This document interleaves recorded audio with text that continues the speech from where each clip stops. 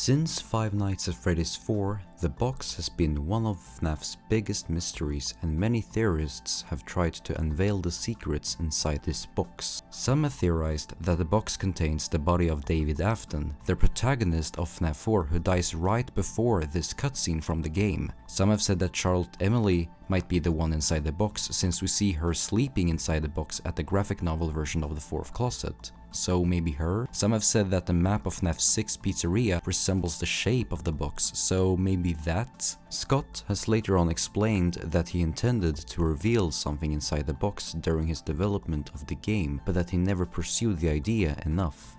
Instead, he made it as a cliffhanger to the next FNAF game, and if the fanbase was able to solve FNAF 4 in time, he would reveal it. We can see this thanks to the phrase, "perhaps some things are best left forgotten for now." For now, probably meaning that he would reveal it later on.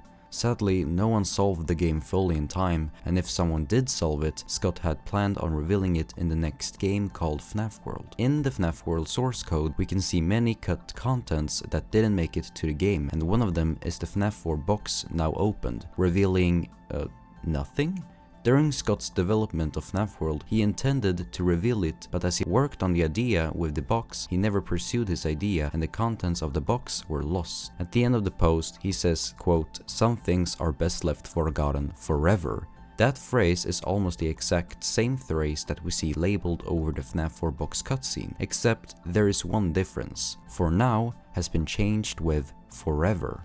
About 9 years later, Scott addressed this in Daco's latest interview, as he couldn't get on with the idea or what he had planned inside the box, and what he had planned was lost. The biggest thing that everybody has been begging me for this interview is the box. Okay, well, I can try to give somewhat of an answer to that. Whenever I'm making these games, there are a lot of things that are in my head that are just flowing ideas, and I know that what's there on the other end is there. The rest of it appears and just fits into place perfectly. And so what that means is something was definitely there. The progression of the story didn't go there. There is something in the box, and I don't know if I can find it again.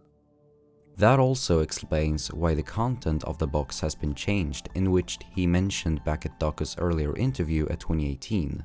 But I'll tell you, he did a video on that box, and he kind of said that he thinks the contents of the box changed over the years. I saw that and I was like, he's absolutely right. He's absolutely right. Going from forgotten for now to forgotten forever. In short, he lost the idea completely. But this confirmation came from 2024, years after he posted his Steam page about the box from FNAF 4. Afterwards, looking back at this post, we now know that he was trying to reveal the truth and that he has completely forgotten his idea of this box. But as we know, Scott's explanation back then was too cryptic, and most people assumed that it was a clue to solve the contents of the box and that there was something inside it. This was a clue to the truth, but no one knew or could guess exactly what the truth was about. And that's not strange, because when you're making mysteries, most of them don't seem to have answers like "I don't know" or "I forgot", and most assumed that there were straight answers and satisfying explanations. But Scott knew if he'd addressed this theory with like "I don't know anymore", people wouldn't accept it at all, and that would be hard and unsatisfying answer to the fanbase. This action can be seen from the same Steam post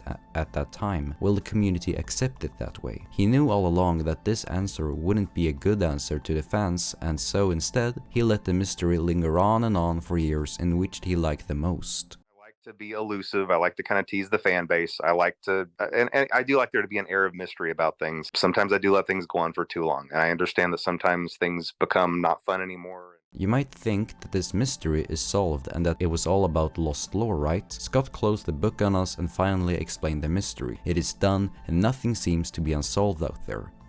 But not until I step in first. First off, I don't say that this mystery is still unsolved, because that would be a weird address right after Scott's answer, and I hope that my answer to the box mystery doesn't spawn new mysteries and questions around it. It is solved, but not solved in the way you think. If the box is empty and that it isn't important to the game anymore, then what about the pieces then? What was that all about? Scott even wrote this on the same Steam post. What's in the box? It's the pieces put together. To me, something isn't right here, and thus I tried thinking outside the box. According to Scott, every detail in FNAF 4 was important to his story and definitely not random Easter eggs that he just filled in, as we can see in this quote from the Steam post. And if that's the case, most people would then try to find a possible explanation and answer for it. What does all of these items have in common, or what is special about them? And the answer is pretty simple.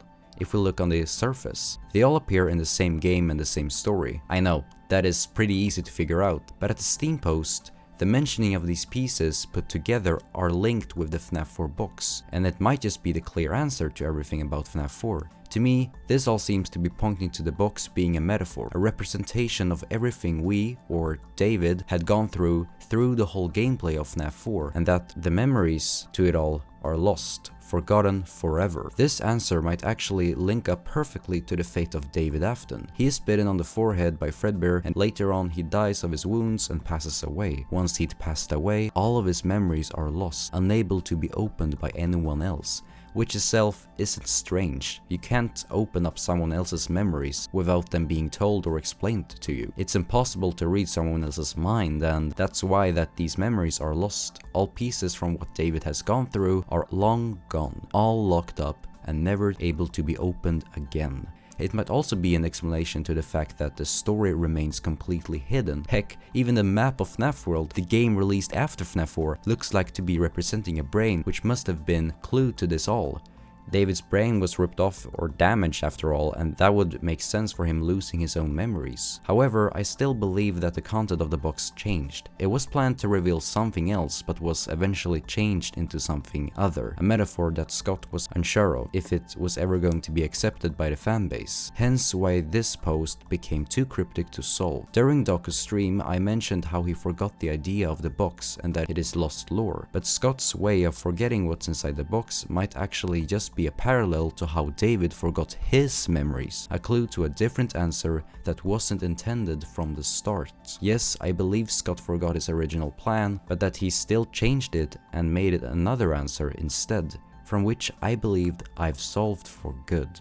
There is also something else about the Dreamgeist having the FNAF 4 box inside his head, although it does contain the box inside its head representing memories all in all, but all of the things that are poured out is still basically a meme to game theory's FNAF 4 Dream Theory. This Dreamgeist comes from the uncanon FNAF game Security Breach vs. Rage and can't possibly be a thing within the main game lore. The only thing that does support my theory to the box mystery is that the box is contained inside the Dreamgeist's head, representing David's brain with lost memories. These other theories are theories that there seem to be either straight up guesses, like the one theory about the box being the one that contains Cryingchild's body. Personally, I feel like it doesn't seem to have any clue pointing to that at all. The theory that Charlotte Emily is the one inside the box spawned back when the graphic novel released, which was at December 28th. 2021, 6 whole years after the box got revealed. Compare that to my theory, where almost all of the evidence I've presented are from the same time and era of FNAF where the box got revealed. The clues from the Steam post was from August 25th, 2015, 1 month after FNAF 4, and the FNAF World map, being Cryingchild's brain, was from January 21st, 2016, almost half a year later.